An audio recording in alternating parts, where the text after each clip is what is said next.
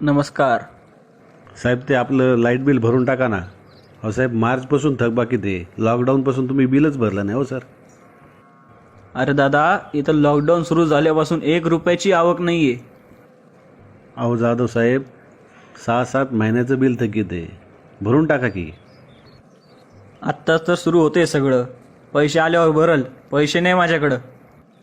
अहो साहेब, आज ना उद्या भरायचंच आहे ना, तर लवकरात लवकर भरून टाका ना. हां, पैसे आल्यावर भरून टाकल. या आता तुम्ही.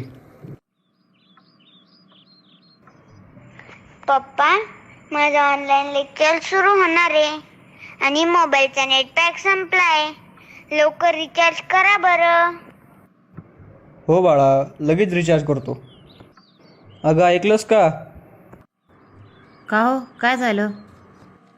अगं वायरमन आला होता. लाईट बिल म्हणत होता. मी त्याला सरळ सांगून दिलं, आमच्याकडे पैसे नाही. पैसे आले की आम्ही लाईट बिल भरून टाकू. अहो, दिवाळीत आपल्याला वॉशिंग मशीन घ्यायचं आहे, लक्षात आहे ना तुमच्या? हो ग, आहे लक्षात माझ्या.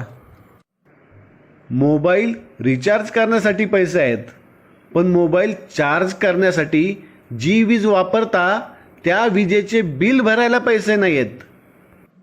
मोबाईलचा उपभोग घेण्यापूर्वी पैसे भरता, पण विजेचा उपभोग घेतल्यानंतर सुद्धा वीज बिल भरत नाहीत. वॉशिंग मशीन घेण्यासाठी पैसे आहेत, पण जीवन आवश्यक असलेल्या विजेचे बिल भरण्यासाठी पैसे नाही आहेत.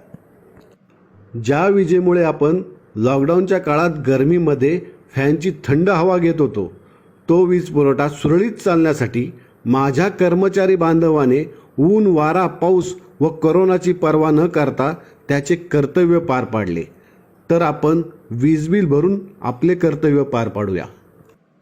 वीज बिल भरा, सहकार्य करा.